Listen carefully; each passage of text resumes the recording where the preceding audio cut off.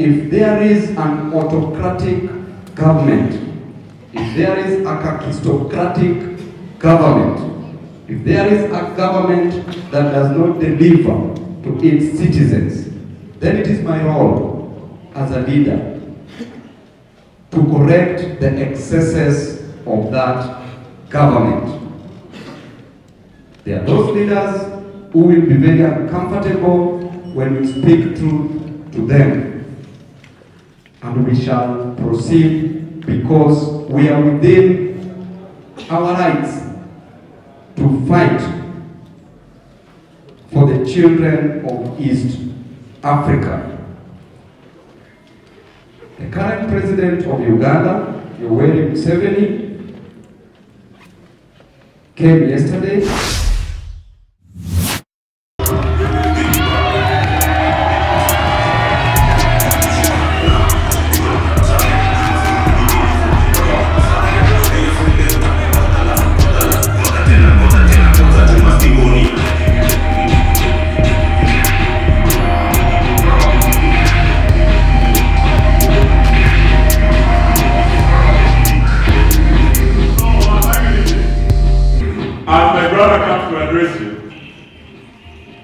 We were very shocked yesterday when we had one of the heads of state attack someone who is supposed to be his grandson. And we know we respect all heads of state. And we do as citizens respect all our presidents. Mimi ni rafiki sana wa Mheshimiwa Yoweri Museveni. Mimi nilimjua kwa miaka zaidi ya 20, nimekuwa wakili wake.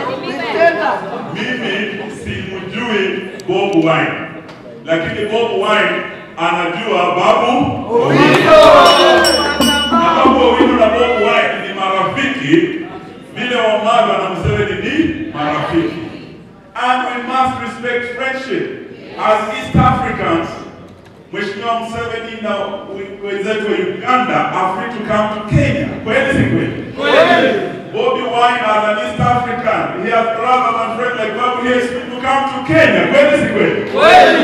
So it's not a crime kwa ndugu yetu Babu Owino na Bob Wine kuwa marafiki. So today, Babu Owino, we want you to know, as leaders of the opposition, we want to express our very strong disapproval of the remarks and attacks made on Kenyan soil against a young man and upcoming leader.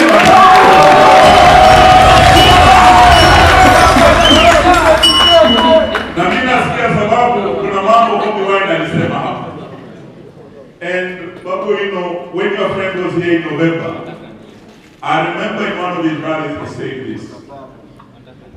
Bobby Wine, who is not my friend, whom I don't even know and haven't met, said something that makes sense.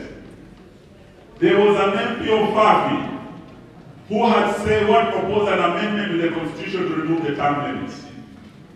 Bobby Wine told us this is how he started in Uganda. And he said, Kenyans, unless you defend your constitution before it is wicked, it will not defend you. Today we are here to say we want to defend our constitution na kuokoa hii katiba. Because this constitution is under threat. Tunajua kuna mpango tuongeze this constitution. Kuna mpango hata unaweza toa term limits. Na sisi tumesema tutaokoa nini? Katiba. So ndugu yetu, Joe, usalimu watu wako, atutuendelea. Asante.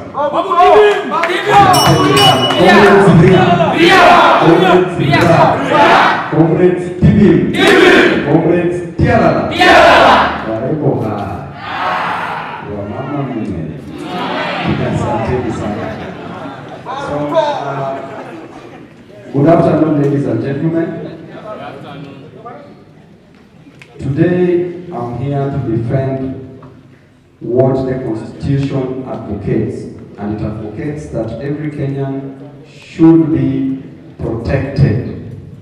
The Constitution of Kenya is very clear, and it is the only legal document. It is the apex of the law that whoever goes against it becomes repugnant and inconsistent to the natural laws and justice. Comrades, Yes. Yes. you know how life is. Yes. Babu Owino, today as a comrade, if you tell me that you are sleeping hungry, as Babu Owino, I know what it is. Yes.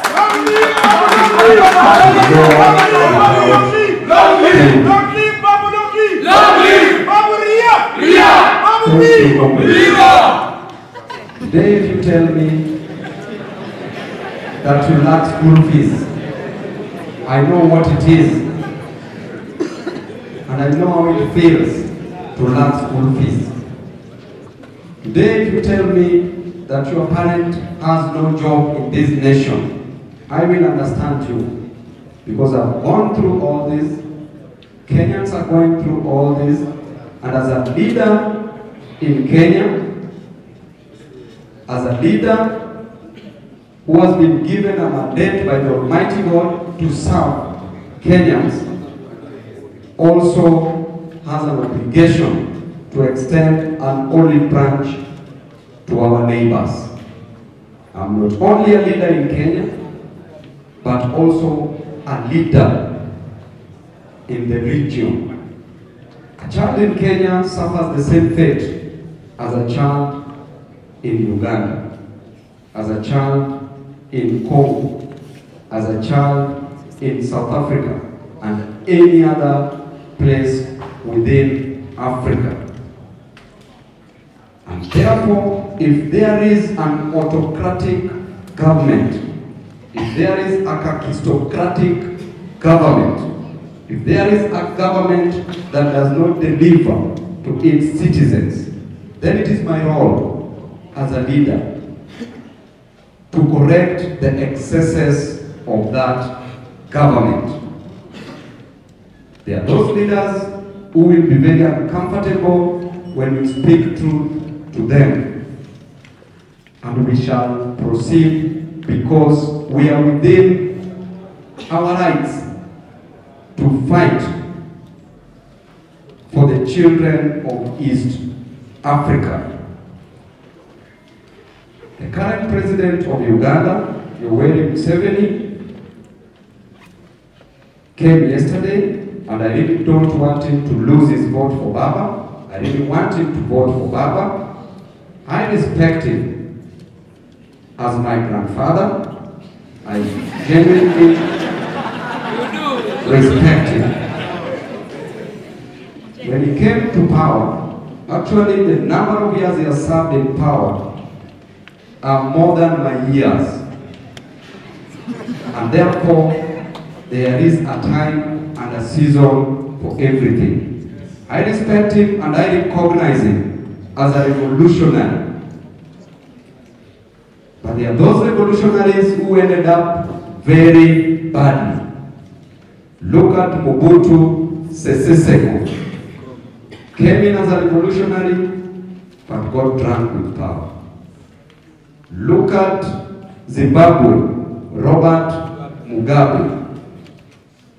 And therefore, as a grandchild to Asante.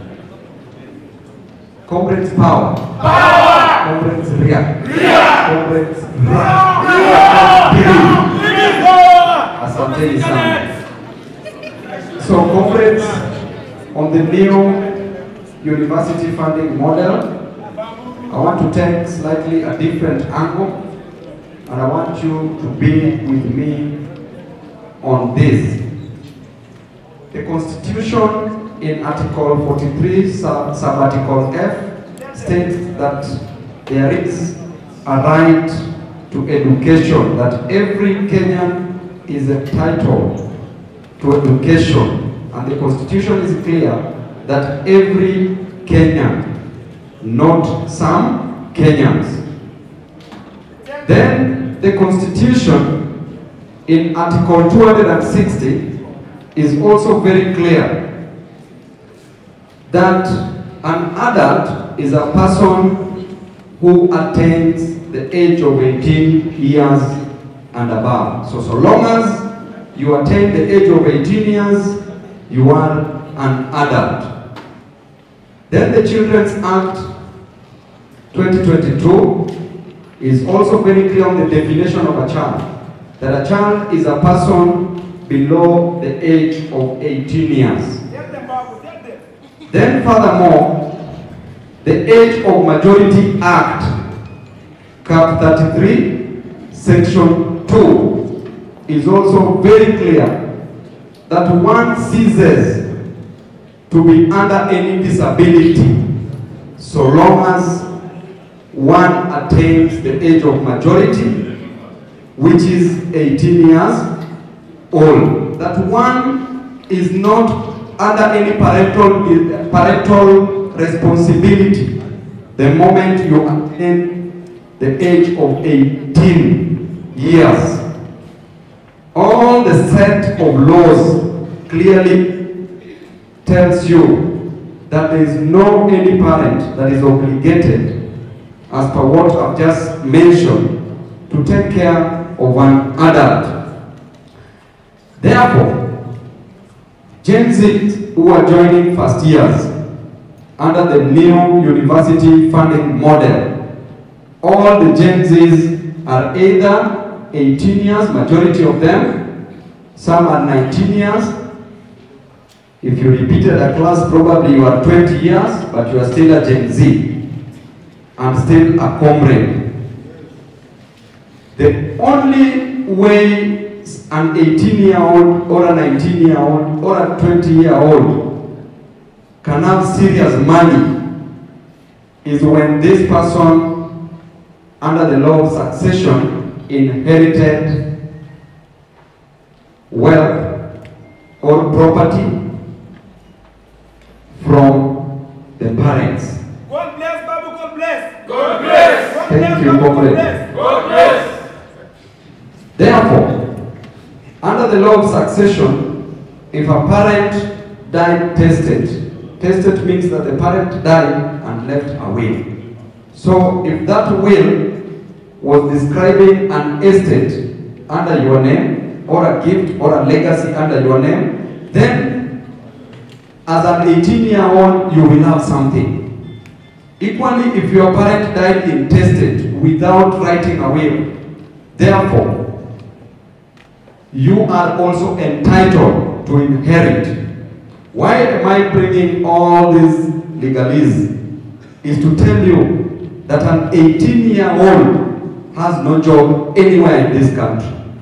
An 18-year-old cannot afford, but the law is clear that you are not under your parental responsibility.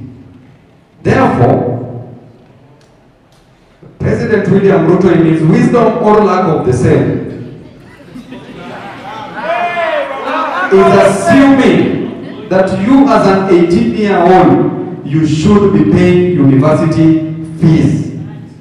And is assuming that your parent, that in any case you don't pay, then your parent is obligated to pay your fees, which is completely wrong. Then he further moves and says that there shall be different bands under the banding system, and that band 1 will pay slightly lower fees according to him, and band 5 will pay high fees according to him.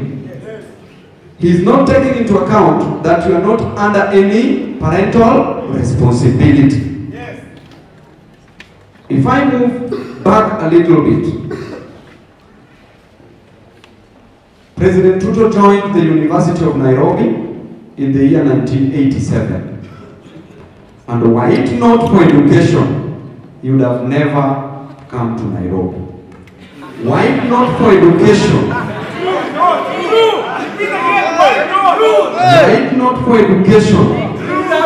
he would have never been a member of parliament. Were it not for education, he would have never been the president of this country.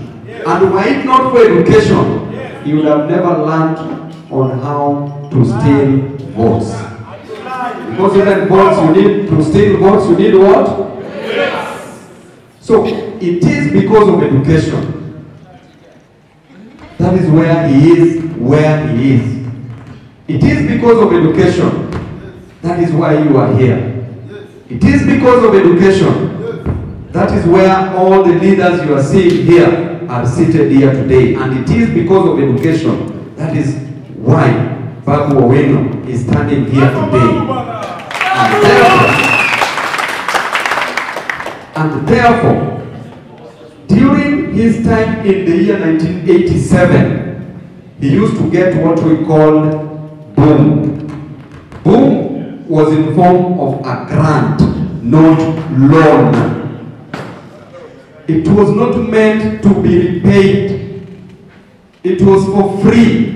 So if in the year 1987 there was free university education, why can't we get free university education today? Many years later. Then after that, there was the evolution and the introduction of HELB, Higher Education Loans Board. That a child from Garissa just needed his brains, a pen and a paper, pass exams, be called to an institution of higher learning, then this child was not paying fees. The government was taking responsibility. A child from Central equally could join a university without paying varsity fees. They could wait for you to graduate, then after that, you will pay the HELB, which was the loan. But the most important thing is that you already given education. There was access to education. Then, comrades, came President Ruto. Then Ruto decides to destroy our education system. Ruto decides to butcher our education system. Ruto decides to defile our education system.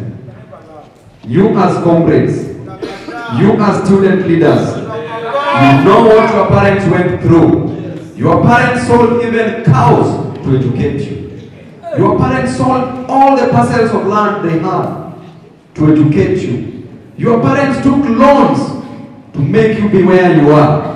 Then the moment you reach the university, you're being told that there is no school ahead. Will you agree to that? No! Will you agree to that? No! Babu Owino as a student leader could not allow this. You as a student leader do not allow this.